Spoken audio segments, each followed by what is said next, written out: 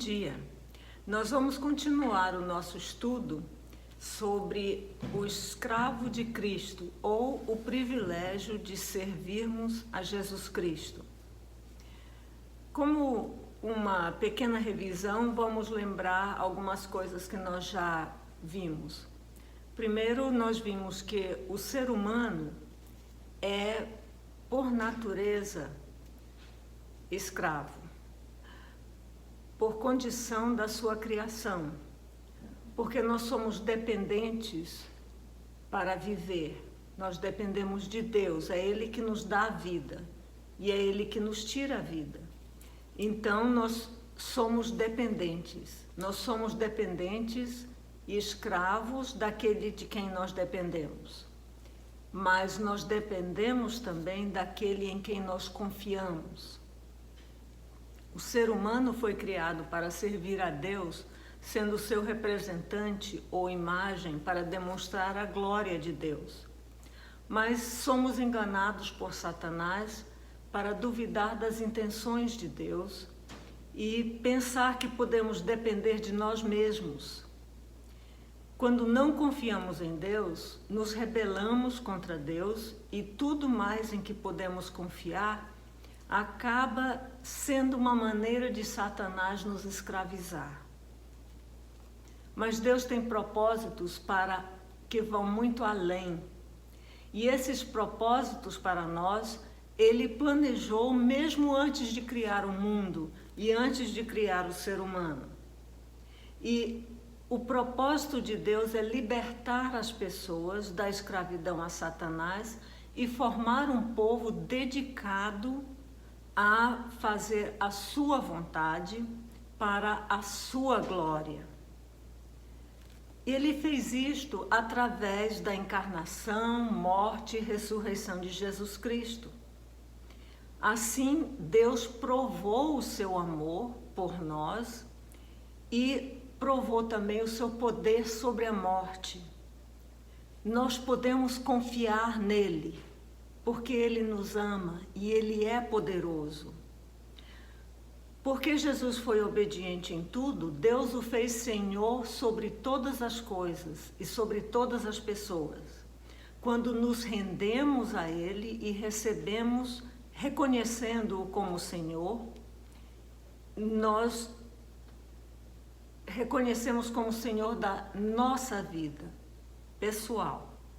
E assim nós somos libertos de Satanás e passamos a ser escravos de Jesus Cristo. Esse é o termo que Paulo usa para se definir quando ele escreve algumas de suas cartas. Sendo escravos de Jesus Cristo, nós existimos para a glória de Deus.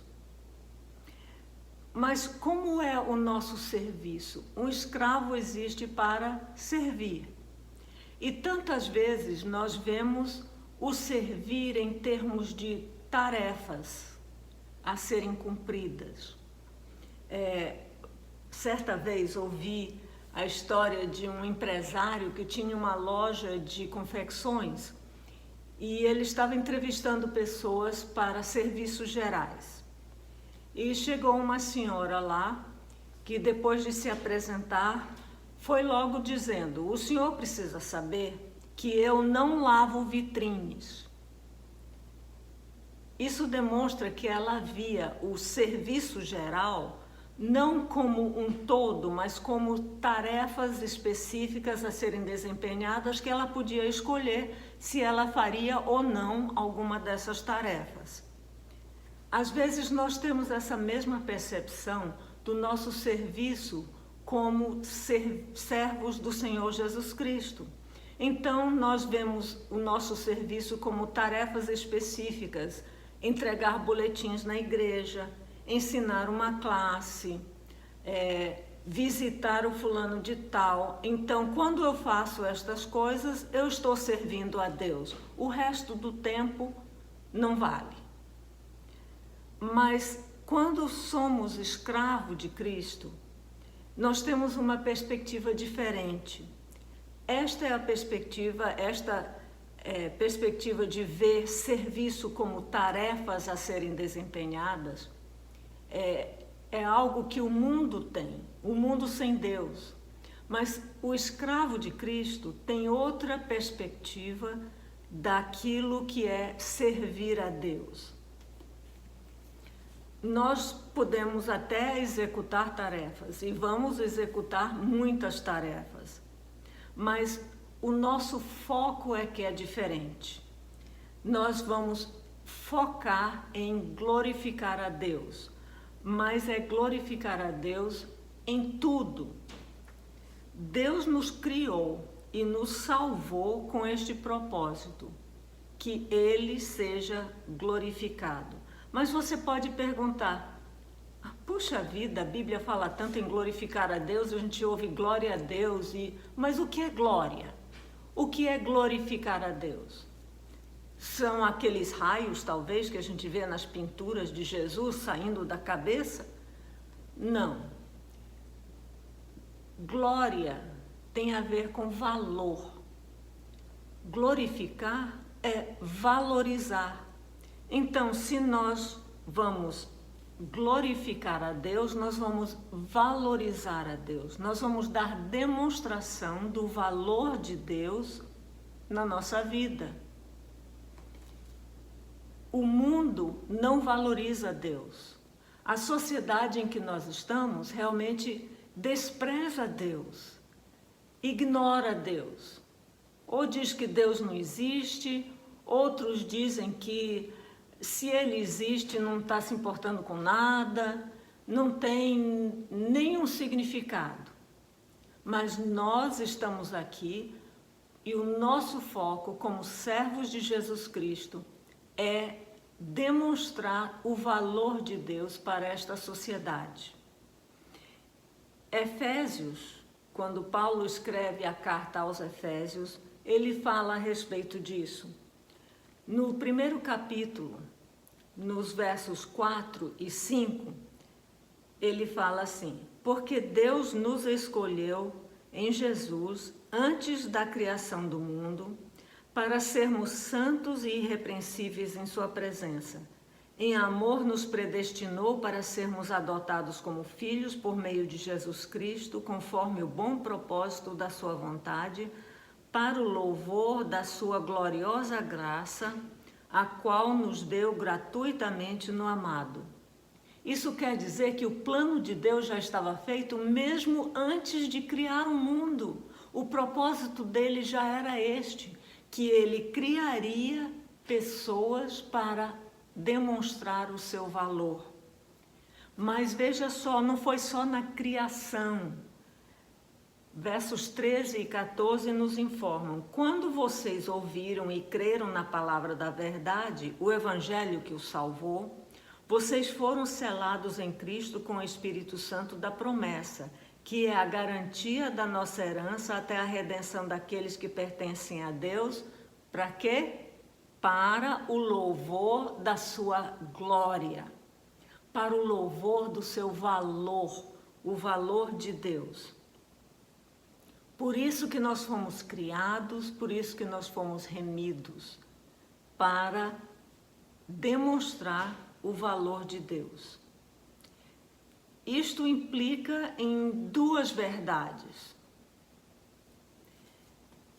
A primeira verdade é que nós vamos glorificar a Deus não só nas tarefas específicas que executamos em seu nome, mas na nossa própria maneira de ser, nosso estilo de vida. Nós servimos a Deus quando glorificamos, damos valor a Deus em tudo o que fazemos, nas menores coisas. Quando nós executamos aquelas coisas pensando, refletindo a respeito de como isto valoriza Deus.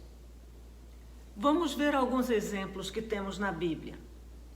Em 1 Coríntios, capítulo 10, verso 31, Paulo escreve assim à igreja de Corinto: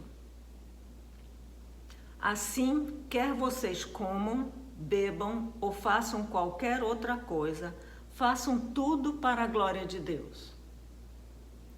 Comer e beber, coisas tão corriqueiras. Fazemos muito durante o dia. Não precisamos nem sair de casa para fazer estas coisas. Como é que se come e bebe para a glória de Deus? Pense sobre isso. Mas Paulo ainda fala, se vocês fizerem qualquer outra coisa, deve ser feito para a glória de Deus. O que é que você come? O que é que você bebe? O que é que você faz com a sua vida? Isso deve ser feito para a glória de Deus. Mas temos alguns outros exemplos. Em Colossenses, Paulo fala também a respeito disso. Colossenses, fica depois de Filipenses. Colossenses 3, o verso 17. Fala assim: tudo o que fizerem, seja em palavra ou em ação, façam-no em nome do Senhor Jesus, dando por meio dele graças a Deus Pai. Aí você vai dizer, isso aí não fala em glória. Não, mas fazer algo em nome de Jesus Cristo, o nome da pessoa na Bíblia fala do caráter daquela pessoa, da maneira de ser daquela pessoa. Se nós fazemos alguma coisa em nome de Jesus, e aqui Paulo está dizendo que tudo que fizermos em palavra ou ação deve ser feito em nome do Senhor Jesus, isso quer dizer que nós devemos fazer da maneira que Jesus faria, com os propósitos que Jesus tem, com as motivações que Jesus tem para fazer aquela coisa. Outro exemplo, nós achamos no livro que Paulo escreveu para Tito, no capítulo 2, os versos 4 e 5, dizem assim: falando às mulheres, primeiro ele fala que as mulheres mais velhas precisam ser reverentes e aptas para ensinar, para serem capazes de ensinar o que é bom. Assim poderão ensinar, orientar as mulheres mais jovens a amarem seus maridos e seus filhos, a serem prudentes e puras, a estarem ocupadas em casa, a serem bondosas e sujeitas a seus maridos, a fim de que a palavra de Deus não seja difamada. Nós somos assim como esposas.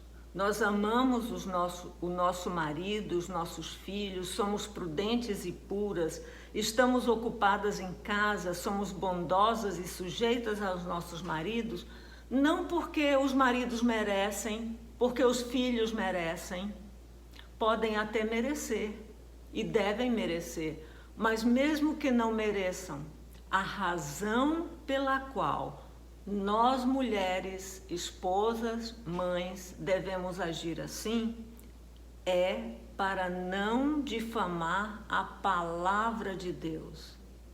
Em outras palavras, para valorizar a palavra de Deus. Já nos versos 9 e 10, Paulo continua e ele está falando a escravos. Aquela palavra que nós não gostamos muito de falar e nem de pensar, mas ele não está falando aos escravos que eles devem se rebelar, que eles devem fazer uma revolução para se libertar. Não. Ele diz: ensine os escravos a se submeterem em tudo a seus senhores, a procurarem agradá-los, a não serem respondões e a não roubá-los, mas a mostrarem que são inteiramente dignos de confiança. Para quê? Porque todos os senhores dos escravos são bonzinhos e tratam bem? Não, não é por causa disso. também não é por merecimento, mas é pelo seguinte: para que assim tornem atraente em tudo o ensino de Deus, nosso Salvador. O nosso serviço, mesmo debaixo de circunstâncias indesejáveis, o nosso serviço precisa glorificar a Deus, trazer valor para o nome de Deus. 1 Pedro, o apóstolo Pedro também fala a esse respeito. Em 1 Pedro 4:11, vamos ver o que ele fala. Se alguém fala, faça-o como quem transmite a palavra de Deus. Isso não quer dizer que a gente só pode recitar verso bíblico. Também não quer dizer que nós temos de só falar sobre a Bíblia. Mas nós temos de, em tudo que nós falarmos, representar Deus. Falar o que Deus deseja, da maneira que Ele deseja, para valorizarmos o Deus que está em nossa vida. Se alguém serve, faça-o com a força que Deus provê, de forma que em todas as coisas Deus seja glorificado, mediante Jesus Cristo, assim a quem sejam a glória e o poder para todo sempre. Jesus é o nosso exemplo também. Poucas horas antes de morrer, realmente alguns dias antes de morrer, Jesus entrou em Jerusalém, vocês vão lembrar, no domingo de Ramos. E depois dessa entrada, que nós chamamos entrada triunfal, que as pessoas cantaram e abanaram as folhas e fizeram aquela festança toda,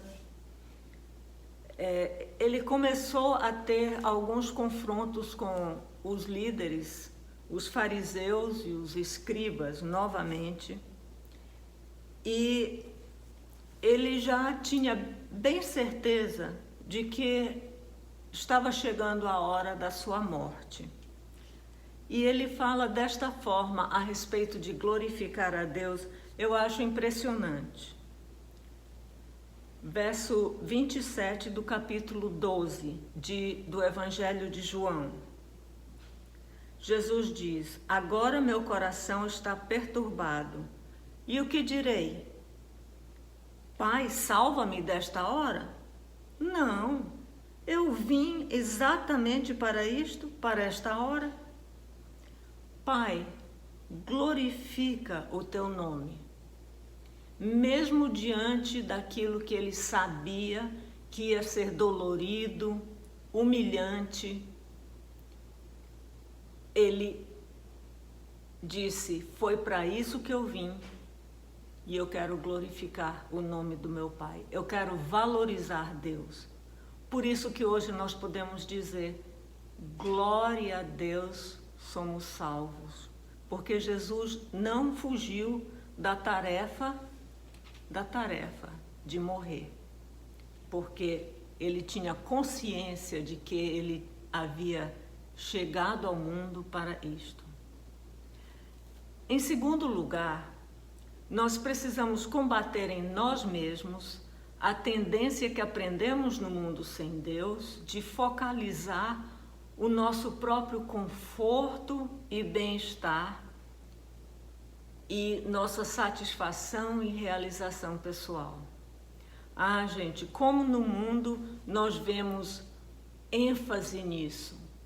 Você precisa se satisfazer, você tem direito à felicidade. Os slogans, sou mais eu, ou realize todo o seu potencial, pare de sofrer. Livros de autoajuda, inúmeros, que a gente não dá nem conta de saber os nomes todos, centrados na felicidade e realização pessoal das pessoas. Só olhando na internet para ver que tipo de livro de autoajuda eu podia encontrar, como exemplo, encontrei um chamado O Milagre da Manhã. E o verbete que fala a respeito desse livro fala o seguinte: o segredo para transformar a sua vida antes das 8 horas. O autor explica os benefícios de acordar cedo e desenvolver todo o nosso potencial e as nossas habilidades. O Milagre da Manhã permite que o leitor alcance níveis de sucesso jamais imaginados, tanto na vida pessoal quanto profissional. Outro, como aumentar o seu próprio salário. Outro, Mindset, a nova psicologia do sucesso. Livros a respeito de como fazer, como ganhar mais dinheiro, como ter mais saúde, como influenciar pessoas. E até para cristãos, a oração que tem poder, como ser íntimo de Deus. 5 passos para o sucesso na evangelização. Muitos desses livros trazem boas dicas, mas tiram o foco daquilo que está no cerne, no significado de ser servo, escravo de Deus, que é conhecer e amar a Deus. E desta fonte do conhecimento e o amor a Deus, desse relacionamento, viver como servos no poder do Espírito Santo, de acordo com o exemplo de Cristo. Servir a Cristo ou aos outros na expectativa de receber elogios, poder, status, é hipocrisia. É a busca de significado pessoal e não glória de Deus. Jesus já falou a respeito disso em Mateus. Está escrito lá em Mateus 6. Os irmãos vão lembrar quando Jesus fala a respeito da ajuda aos necessitados e oração. Mateus 6, de 1 a 5, nos adverte: tenham cuidado. Tenham o cuidado de não praticar as obras de justiça, vontade de Deus, serviço de Deus, diante dos outros para serem vistos por eles. Se fizerem isso, vocês não terão nenhuma recompensa do Pai Celestial. Portanto, quando você der esmola, não anuncie isso com trombetas, como fazem os hipócritas nas sinagogas e nas ruas. Muitas vezes nós não usamos trombetas, nós usamos faixas, a fim de serem honrados pelos outros. Eu lhes garanto que eles já receberam sua plena recompensa. Mas quando você der esmola, que a sua mão esquerda não saiba o que está fazendo a direita, de forma que você preste a sua ajuda em segredo, e seu Pai, que vê o que é feito em segredo, o recompensará. E quando vocês orarem, não sejam como os hipócritas. Eles gostam de ficar orando em pé nas sinagogas e nas esquinas, a fim de serem vistos pelos outros. Eu lhes asseguro que eles já receberam sua plena recompensa. Tenhamos então cuidado quando nós vamos prestar serviço a Deus, fazer alguma coisa em nome de Jesus. O apóstolo João, quando escreveu no capítulo 13, ele nos dá um exemplo do próprio Jesus a respeito de significado pessoal, porque muitas vezes é o que nós estamos procurando quando nós fazemos as coisas para sermos vistos.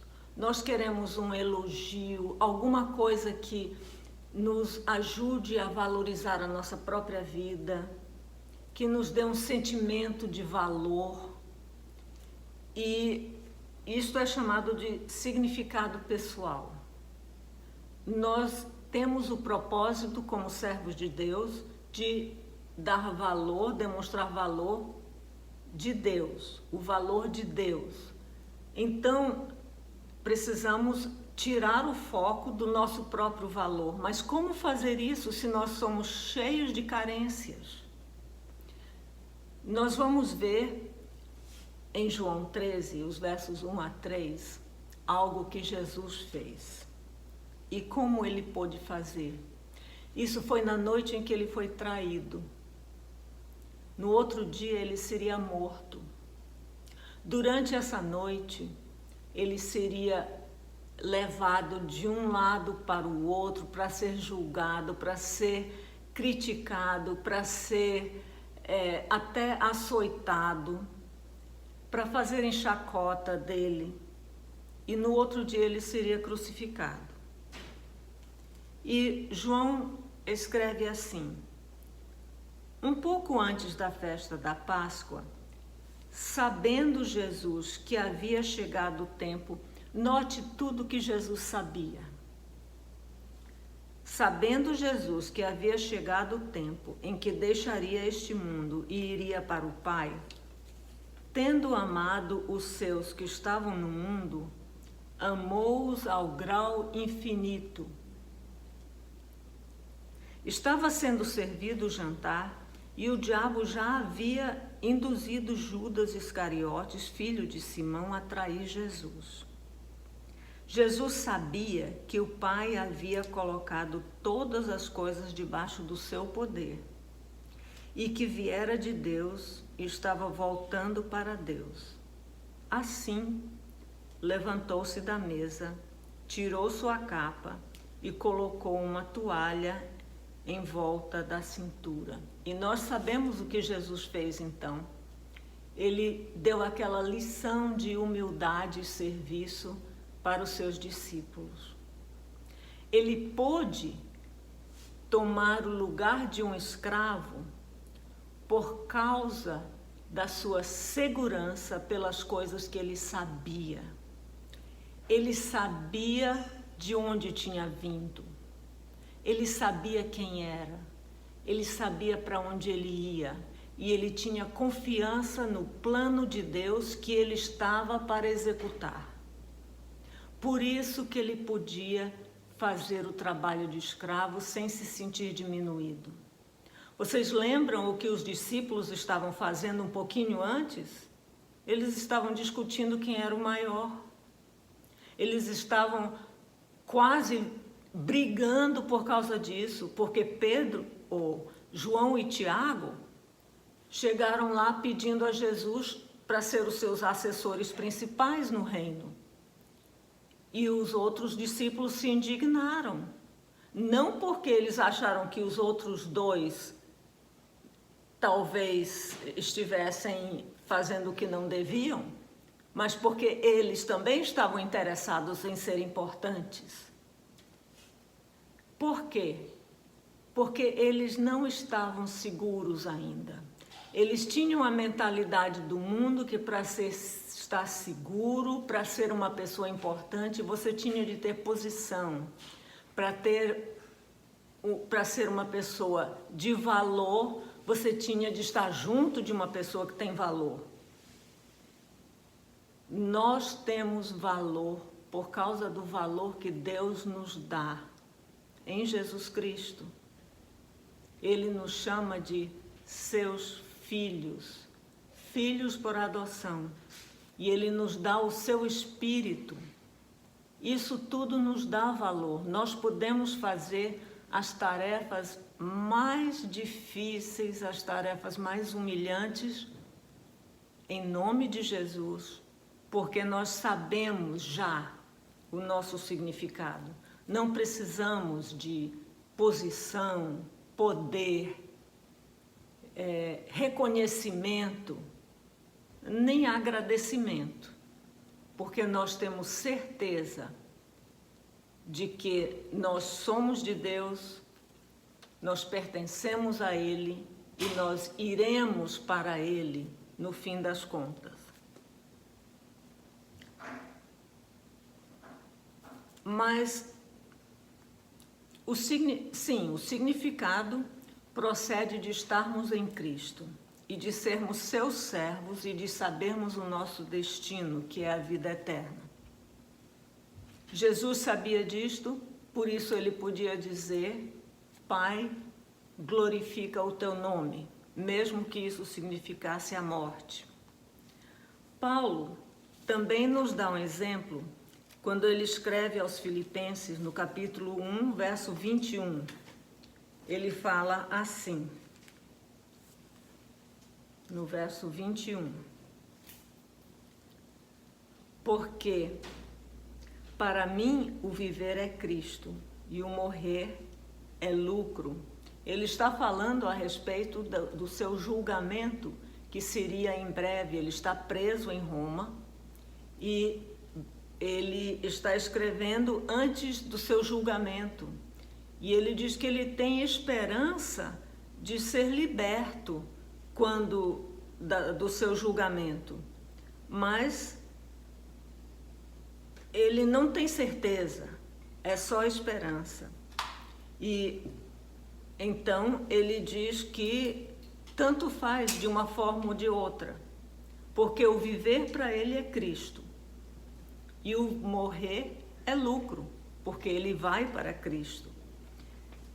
E logo em seguida, no capítulo 2, nos versos 3 a 11, ele exorta os crentes em Filipos a seguir o exemplo de Cristo,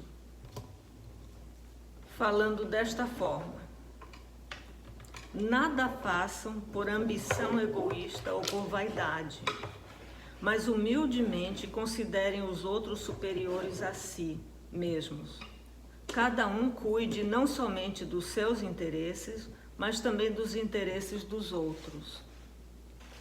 Seja a atitude de vocês a mesma de Cristo Jesus, que, embora sendo Deus, não considerou o ser igual a Deus, que ser igual a Deus era algo a que se deveria apegar, mas esvaziou-se a si mesmo, vindo a ser servo, tornando-se semelhante aos homens.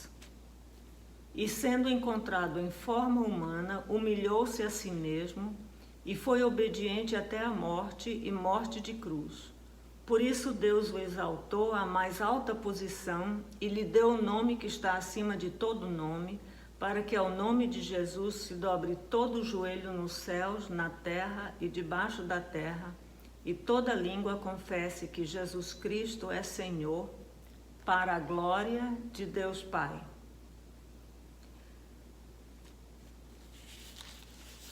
O que foi que Jesus fez nesse texto?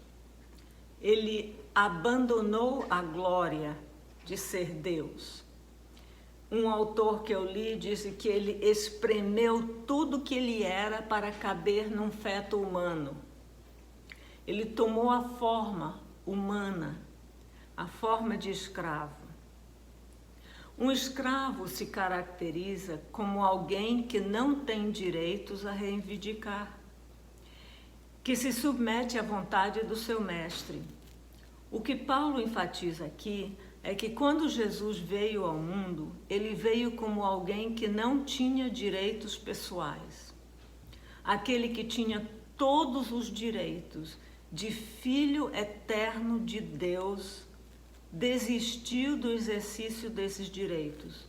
Veio ao mundo como um escravo, que não tem direitos, mas está debaixo da autoridade de outro. A prova de que nós estamos amadurecendo como escravos e nos tornando escravo no modelo de Cristo é como nós nos comportamos quando alguém nos trata como escravo.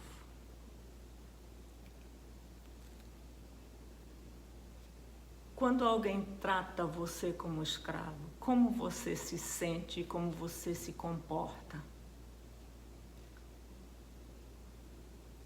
aquele que é vida, morreu por nós e experimentou morte de cruz. O moralmente perfeito foi moralmente humilhado. Ele aceitou o nosso pecado.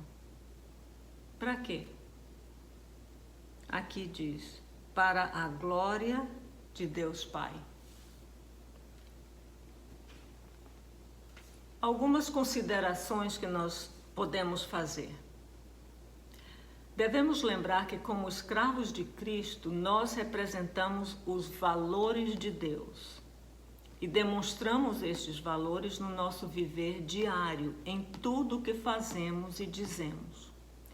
Quando demonstramos estes valores, demonstramos quão valioso Deus é, e não adianta querer executar tarefas em nome de Jesus se não damos demonstração do valor de Deus em nosso viver diário, pois será evidente que o nosso esforço é centrado em nós mesmos e em nossas carências. Segundo, precisamos sempre estar conscientes de nossa real motivação para executar qualquer tarefa. Se não tivermos cuidado, podemos estar envolvidos em muito serviço para servir às nossas próprias carências, as nossas carências pessoais, de aceitação, de controle, poder, prestígio, de nos sentirmos importantes, ao invés de servirmos por amor aos outros e ao Senhor. E porque nós estamos seguros, nós podemos servir aos outros e ao Senhor, porque estamos seguros e completos nele. Em terceiro lugar, precisamos identificar e trabalhar para servir às reais necessidades das pessoas e não seus desejos neuróticos. Vivemos numa sociedade que quer conforto e felicidade, quer ser servido. Isto era verdade mesmo quando Cristo estava aqui na Terra. Pessoas seguiam Jesus por curiosidade, por razões políticas. Pensavam que ele ia derrubar o governo romano e transformar a Judéia no centro do mundo. Outros seguiam Jesus por causa do pão. Vocês lembram que Jesus até criticou. E ele sempre denunciava essas pessoas que tinham outras motivações para segui-lo. Isto se evidencia na igreja, talvez de outras formas. Essas motivações erradas são evidentes na igreja, no desejo de ter na igreja todo tipo de programa que se acha no mundo, todo tipo de atividade. Pela falta de compromisso com o estudo sério da palavra de Deus. É evidente no fato de pessoas não se comprometerem com facilidade para o treinamento, para o serviço. No grande número de crentes que aparecem só para os eventos especiais e não para os cultos. E pessoas que ficam anos recebendo o auxílio da igreja, mesmo depois de ter terminado a crise que deu início ao auxílio, eles se tornam dependentes habituais da igreja. Às vezes essa dependência passa de uma geração para outra, sem que as pessoas assumam responsabilidade pela sua vida. Nós precisamos então trabalhar para servir às necessidades verdadeiras das pessoas, Sim, algumas das necessidades serão físicas e materiais. Elas têm necessidades espirituais também, mas precisamos ter discernimento para saber quais são as necessidades reais.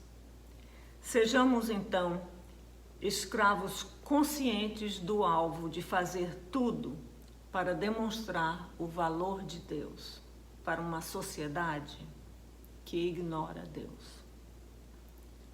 Que Ele assim nos abençoe.